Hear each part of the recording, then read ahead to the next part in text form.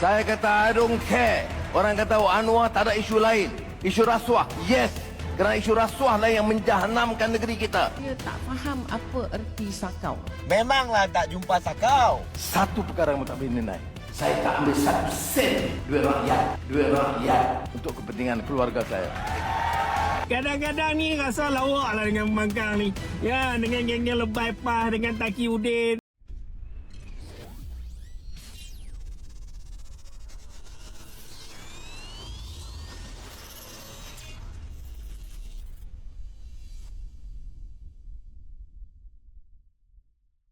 Saya kata I don't care. Orang kata Anwar tak ada isu lain. Kes tabung haji dan rasuah masih menjadi perbincangan di negara kita. Baru-baru ini, Perdana Menteri Anwar Ibrahim masih membincangkan tentang kes ini. Beliau berkata bahawa pihak yang bertanggungjawab terhadap penyelewengan, penipuan atau salah guna kuasa jika mempunyai bukti yang mencukupi perlu disiasat dan dibawa ke mahkamah. Antara agensi yang disebut termasuk PDRM, SPRM dan Bank Negara. Saya kata I don't care. Orang kata Anwar tak ada isu lain. Isu rasuah, yes. Kerana isu rasuah lah yang menjahanamkan negeri kita. Isu rasuah lah yang menyebabkan wang kita sekarang nilai ringgit jatuh. Isu sakau lah menyebabkan hutang negara 1.5 trilion ringgit. Dan defisit kewangan 5.6%. Kenapa pimpinan tak peduli? Tak ada wang, hutang. Siapa yang nak bayar hutang? Anak muda yang nak bayar hutang. Saudara harus bangkit menentang corak pimpinan begitu. Ya, saya marah. Saya marah kerana saya boleh cari jalan keluar. Ambil hutang, bagi. Orang happy. Tetapi kan tidak bertanggungjawab. Pengurusan ekonomi tidak tahu. Yang tahu cerca orang saja. Saya kata apa pun kamu boleh serang Anwar dan pimpinannya sekarang. Satu perkara yang tak boleh dinilai. Saya tak ambil satu sen duit rakyat untuk kepentingan keluarga saya. Aku nak tanya satu benda. Kali ni jangan jawab dengan emosi, jawab dengan akal. Korang perasan tak bila time pilihan raya dekat je cerita pasal Melayu, DAP Cina bawa keluar. Yang mana Melayu kena bersatu semua keluar macam peluru. Aku tengok poster strategi PAS Johor ni, isu Melayu dan penyatuan Melayu. Tak dekat depan. Nak tarik undi, nak buka penerimaan. Tapi aku nak tanya benda paling mudah. Pelan kau mana? Melayu pergi kerja, Melayu bayar rumah, Melayu bayar kereta, Melayu beli beras, Melayu bayar bil api, Melayu hantar anak sekolah. Ujung bulan, duit tinggal RM20 pun kena tahan juga. Jangan pandai jerit je Melayu, time pilihan raya nak dekat. Aku nak tanyalah, lepas kau sebut Melayu tu, apa kau nak buat untuk Melayu? Gaji nak naik macam mana? Kerja nak tambah macam mana? Barang nak murah macam mana? Rumah nak mampu beli macam mana? Anak muda nak cari kerja macam mana? Cakap, jangan dok sorok main belakang slogan je. Lepas tu kata nak merakyatkan PAS. Aku nak tanya juga ni, merakyatkan macam mana ni? Main salam orang, ambil gambar, naik pentas, lepas tu balik. Itu program bang, bukan pelan. Kalau betul nak dekati semua rakyat Johor, mai tunjuk macam mana. Orang Melayu ada, orang Cina ada, orang India ada, orang asli pun ada, macam-macam orang ada. Johor ni bukan kampung hang sorang. Lepas tu kata nak tingkatkan penerimaan. Tapi aku nak tanyalah kenapa bila ada orang yang tak setuju dengan PAS kena dilayan macam musuh. Lepas tu tak habis-habis katip DAP, Cina bahaya. Sampai bila nak buat politik macam ni? Kalau orang tak setuju dengan hang nak pujuk dia atau hang nak maki dia? Nak tambah sokongan, kena pandai bercakap dengan orang yang tak setuju dengan kita.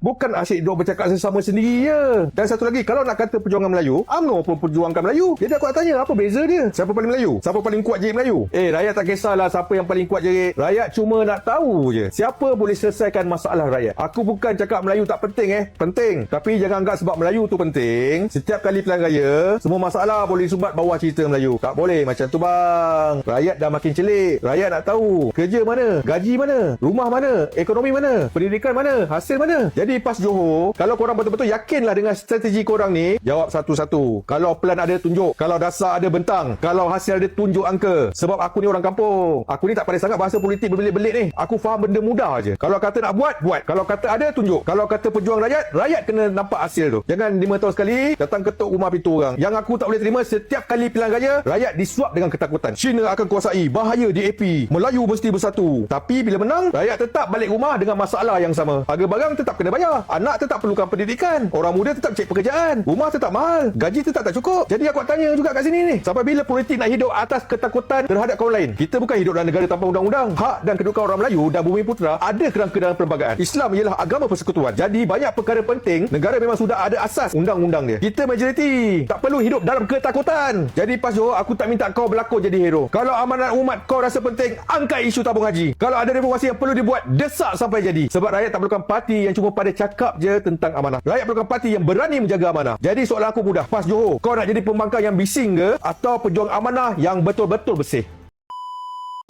Dalam video ini, menurut Anwar, tindakan tidak seharusnya terhenti pada siasatan semata-mata. Jika terdapat bukti kukuh menunjukkan berlakunya kesalahan, pihak yang bertanggungjawab perlu berdepan dengan proses undang-undang tanpa mengira siapa mereka. Sudah lihat di perdebatan di Parlimen. Berapa orang yang bicara soal menyokong langkah-langkah pemberantasan rasuah secara serius dan tata kelola secara serius. Ya, di kalangan elit, di kalangan NGO, ya. Tapi ini juga bagi saya satu masalah yang kita harus tangani dengan serius kalau mendepani.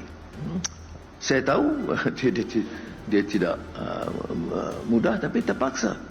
Cuma saya kebetulan isu tabung haji berbangkit dan saya minta beberapa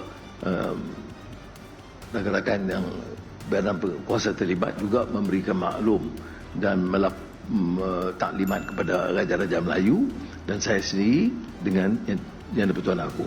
Dan kebetulan dalam kes ini Yang di-Pertuan Aku berikan laluan mudah, tegas.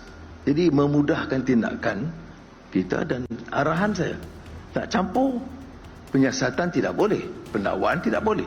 Tapi saya boleh bagi pengarahan umum. Tegas, cepat. Jangan bagi dalih, jangan takut siapa. Mesti bertindak sebagai contoh. Untuk bertindak secara tegas tanpa tolak ansur. Untuk menyelamatkan negara. Itu dia. Dan berikutnya, selepas tabung haji, kita akan terus ke Felda.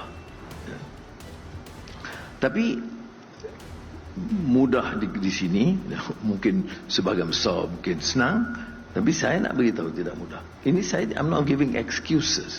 I'm just saying this is the start political reality that we have to face. But you ask me, I have announced I'm prepared to take the risk. I'm moving forward regardless. It has cost a heavy political price. And I think at my age, I don't worry too much about that.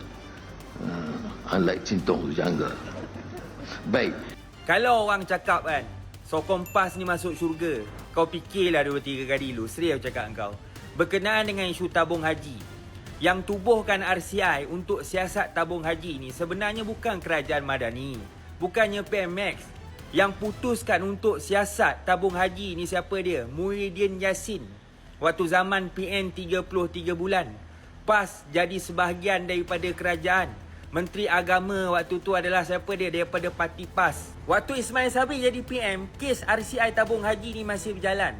Dan jangan kita buat lupa, yang serah watikah pelantikan anggota RCI tu daripada parti PAS. Daripada menteri-menteri daripada parti PAS. Tapi hari ni korang tengok, bila Anwar Ibrahim, bila Kerajaan Madani nak dedahkan laporan RCI di Parlimen, geng-geng PAS ni lari keluar pada Parlimen. Marah pula Kerajaan Madani bila dedahkan laporan RCI. Kau tengok, berbelit-belit macam ni, boleh masuk syurga ke kalau sokong PAS? Dan saya tak faham apa erti sakau.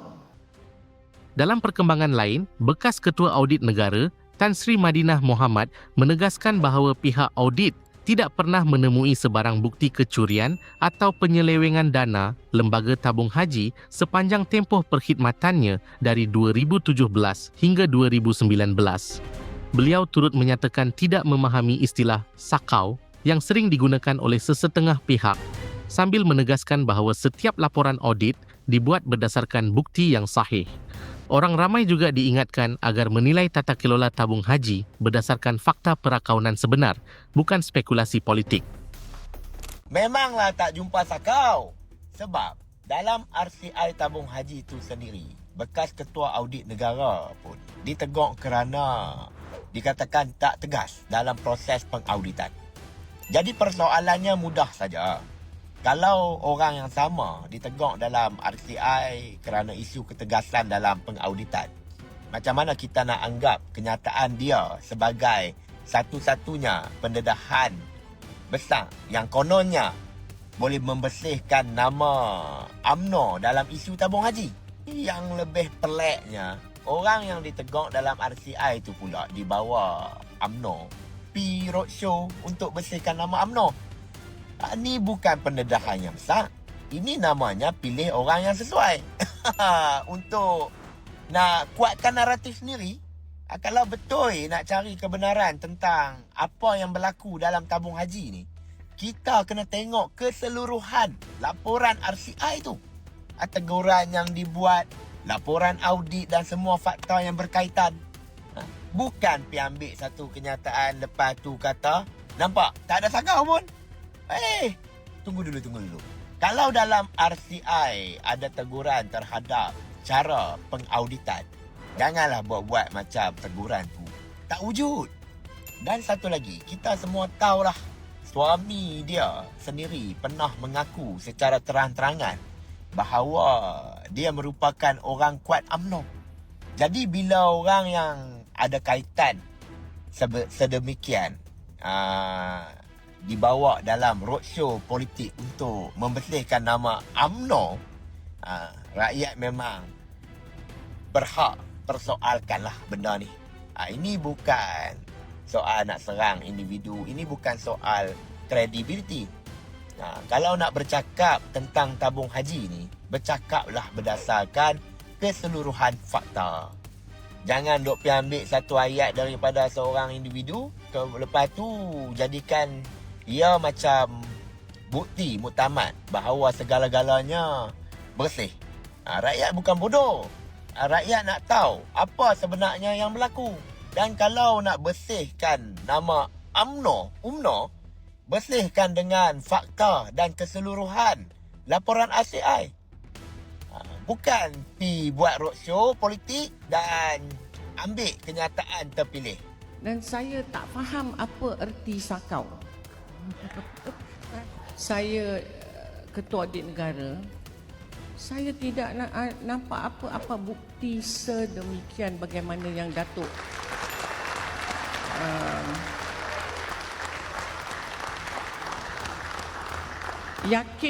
yakinlah kalau saya dan pasukan saya menemui bukti-bukti tersebut.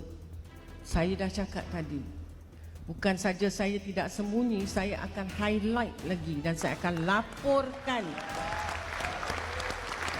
laporkan kepada pihak berwajib. Mandat saya sangat-sangat jelas. Kami membuat pengauditan berdasarkan piawaian, berdasarkan bukti-bukti pengauditan, dan kami telah keluarkan penyata atau sijil. Adakah dalam tu disebut ada penyelewengan ke atau kecurian? Ada tak sebut? Tak ada. Jadi Datuk minta maaf, saya tak boleh nak jawab. Dan saya tak faham apa erti sakau. Kita persoalkan RCI, tapi dapatan itu sendiri perlu diperhalusi lagi. Oleh sebab itulah saya bersetuju dengan cadangan seorang peserta tadi supaya RCI baru perlu diadakan untuk menyiasat kedudukan tabung haji ini. Saya ni tuan-tuan. Kadang-kadang ni rasa lawak lah dengan Bangkang ni. Ya, dengan geng-geng Lebay Pah, dengan Taki Udin. Kan? Rasa lawak. Kan? Betul-betul saya ni tak faham lah dengan Bangkang ni. Kan? Mereka nak apa lagi? Nak apa lagi? Kan? Siap cadangkan apa tuan-tuan? Tengoklah video tadi. Dia cadangkan buat baru tuan-tuan. RCI tabung haji. Kena buat baru ni dia kata. Ya, tak puas hati tuan-tuan. Dia bagi tahu macam ni tuan-tuan. Yang dia tak puas hati tu RCI yang dikeluarkan ni tuan-tuan. RCI ni saya nak bagi tahu dekat tuan-tuan semua, maklum-maklum, orang kampung-kampung, ya, geng-geng Pah ni dah duk mohong hampa. Dia kata RCI ni yang dikeluarkan ni Anwar Ibrahim yang buat. Salah. RCI yang dikeluarkan ni tuan-tuan kan diputuskan pada tahun 2021. Mesyuarat Kabinet setuju untuk buat RCI tabung haji 2021. Tak ada DAP. Tak ada Anwar Ibrahim. Tak ada Pakatan Harapan. Yang RCI yang dibuat ni adalah daripada zaman Perikatan Nasional. Kan? Yang dia nak suruh buat baru lagi pasal apa? RCI yang dikeluarkan ni zaman hang. Kan? Zaman hang, tuan-tuan. Kan zaman Anwar Ibrahim. Anwar Ibrahim zaman law ni yang dikeluarkan ni, laporan yang dikeluar ni, siasatan yang dibuat zaman depa. Tuan-tuan, jadi hang tak perhati nak buat baru lagi pasal apa? Kan? Apa alasan hang nak buat baru lagi? Tunjuk dekat tuan-tuan macam ni lah. Timeline bagi kita faham. Kan? Kita nak tunjuk dekat Taqiyuddin, hang nak buat baru pasal apa? RCI ni zaman apa? Bukan zaman Anwar Ibrahim. Kan? Julai tahun 2021, Kabinet setuju untuk menubuhkan RCI tabung haji. Julai, tuan-tuan. Januari tahun 2022, dan Tuanku Agong melantik Pesuruhjaya untuk buat siasatan berkaitan dengan tabung haji ni, tuan-tuan. Tuan-tuan, 19 Julai kan proceeding siasatan RCI tabung haji ni siap. 19 Julai tahun 2022. 30 Ogos tahun 2022. RCI tabung haji ni disembahkan kepada Tuanku yang di-Pertuan Agong, tuan-tuan. Kita nak habaq mai. Ya, siap lama dah zaman depa. Jadi, paham-paham ya. Nak baru apa lagi? Pening lah gambar.